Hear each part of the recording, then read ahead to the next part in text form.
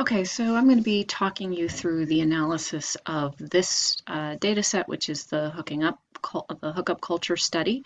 I've already opened the data set and we'll talk you guys through that process. But you can kind of see again that Qualtrics collects a lot of data that we don't need. We've got start and end date and so forth. Um, Interesting. So here we have whether or not they actually finished the survey. So if they went all the way through, they get a true. If they didn't, they get a false. Sometimes if we're thinking that there might be some random responding, we can look at how long it took people to go through the study and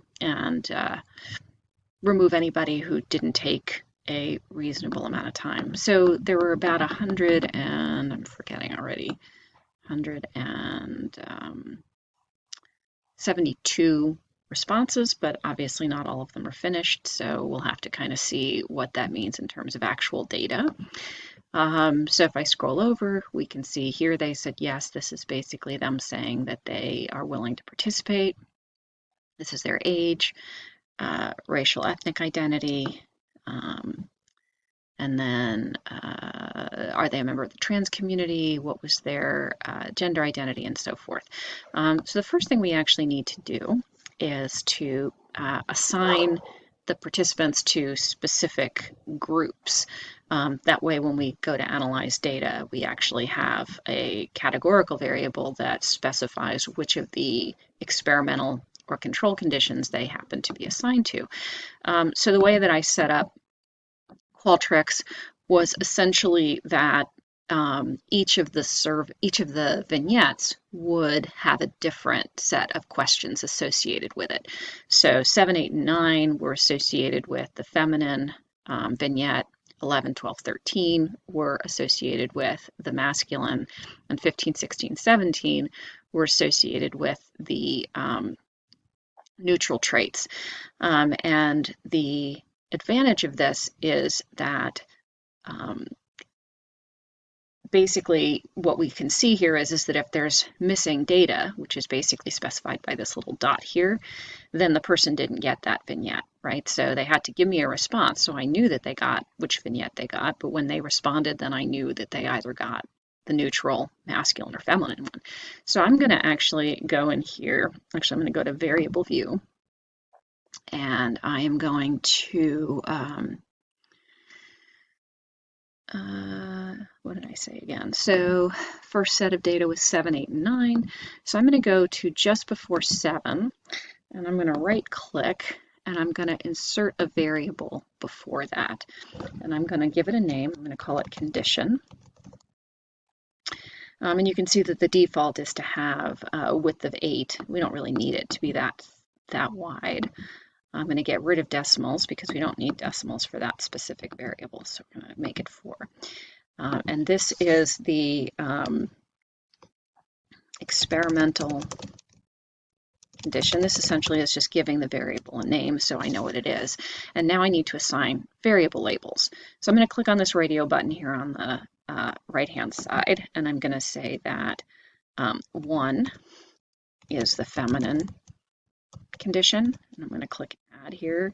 2 is the masculine condition, and then 3 is the neutral condition, and I'm going to click add. Okay, and so I'm going to hit OK, and then when we go back, you're going to see that now there's this new variable that got put in. Now, the only way, there's a couple of ways to do this. For me, I think the easiest way is to simply go and do this by hand. I could use a transform code where I calculated a new variable and said that it would be considered a specific category if questions 7, 8, and 9 were greater than or equal to 1, or 11, 12, 13 were greater than or equal to 1, but I can just as easily go through and do this by hand.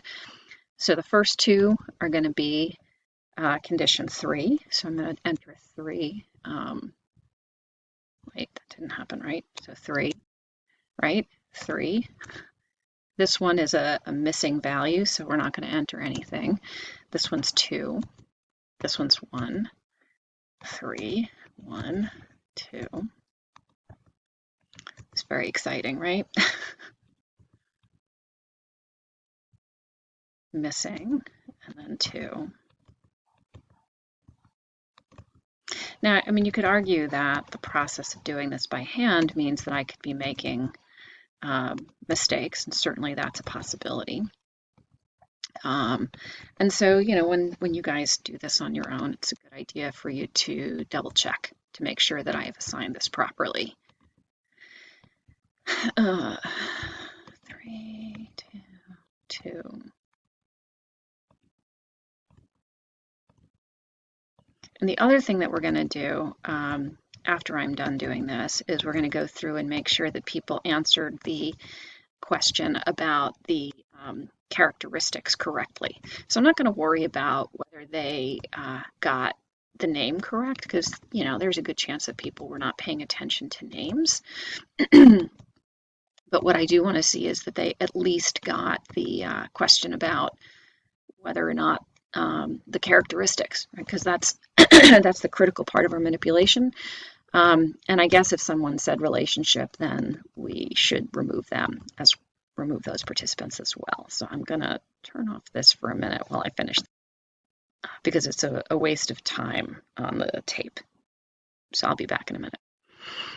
Okay, so I finished going through that, and what I'm just going to show you is that there is quite a bit of missing data. This is not surprising with online studies. People get bored and they stop, or they decide in the middle they don't want to do it, or for whatever reason, but you still have quite a bit of good data in here.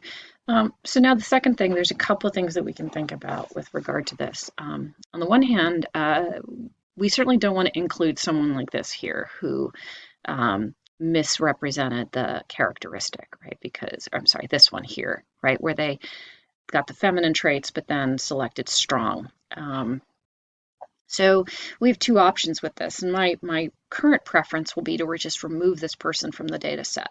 However, if it looks like we don't have enough data, it is possible to go through and to say, okay, well, let's put people who got the wrong answer, like that person and this person here, into the other group, right? Into the group that, so this one could get reassigned to the masculine group. I would be inclined to say not to do that, just because it would suggest that they weren't really paying close attention. It looks like the place where people got the most of these things wrong was in the feminine group for some reason, not clear why that would be.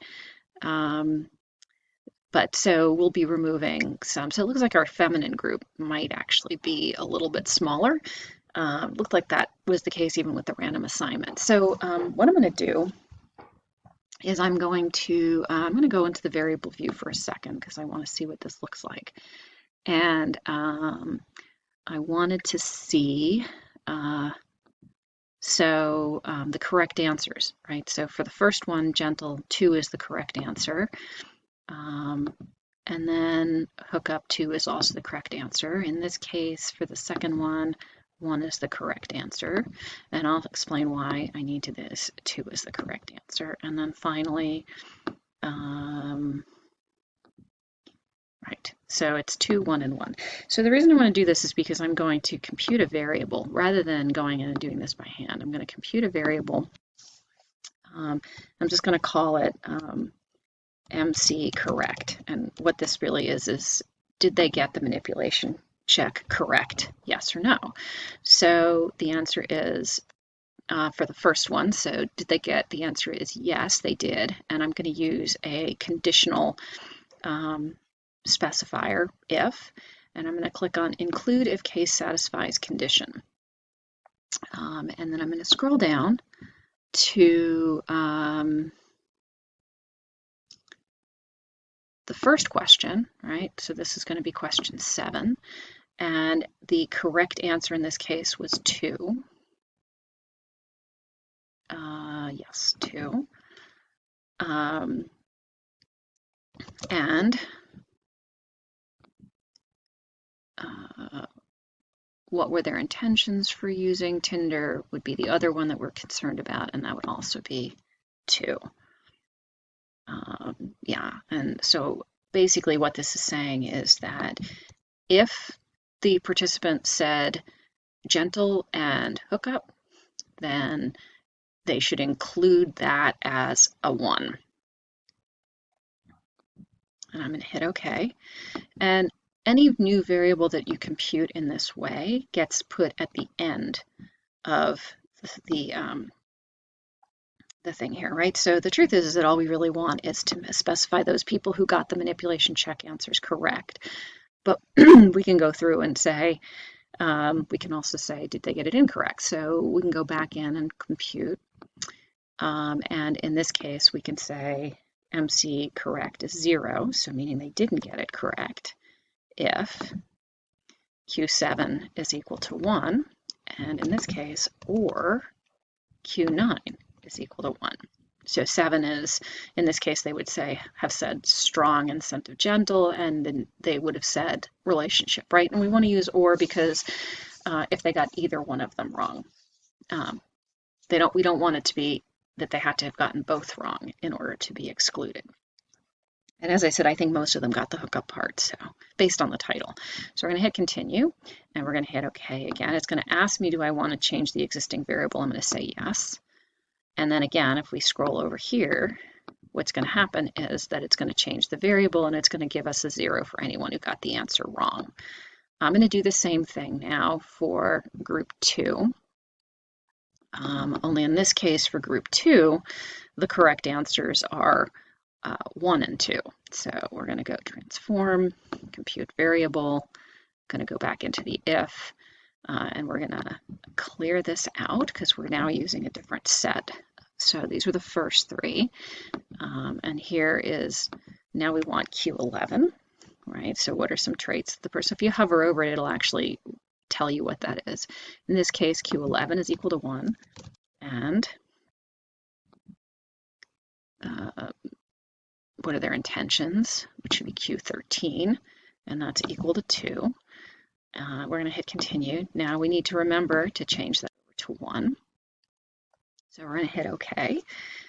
Again, it's going to ask us if we want to change the existing variable. I'm going to say yes. And I'm going to now stop the video for a second just so I can finish this up. All right, just one thing I wanted to sort of show you is that as you're doing these transformations, SPSS is going to save everything that you do in an output file. So these are the actual commands that I'm using to specify, right? So I can actually double check to make sure that I did it correctly, right? So Q7 and is 2 and Q9 is 2, and that means it's correct, and so on and so forth.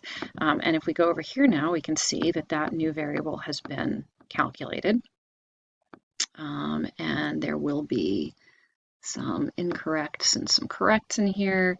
And that then I can actually select out those people who responded incorrectly, and then we can limit our analysis to only those people who responded correctly.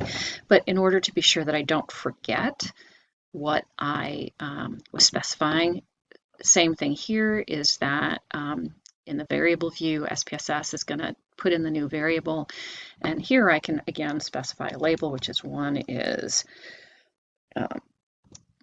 answered MC correctly, which is answer the manipulation check correctly, or 0, answered MC incorrectly. All right. I can hit OK.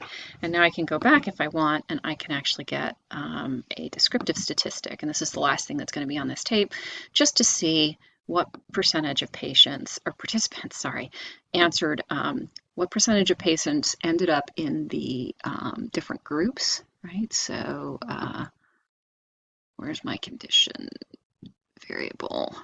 Oops, sorry. I'll find it. It's back up here somewhere. Experimental condition, there we go. And the other thing I wanted to look at was percent correct, and I'm just going to get the display of frequency tables because that's really all I need. So I'm going to hit OK, and then I can look at this and I can see that I got about equal numbers, which is kind of nice in the but that's before I removed any of the incorrect. And it looks like we got 11 people who answered incorrectly, and we'll have to look to see where those are. So I'm going to end this session here, and then we'll continue in the next tape.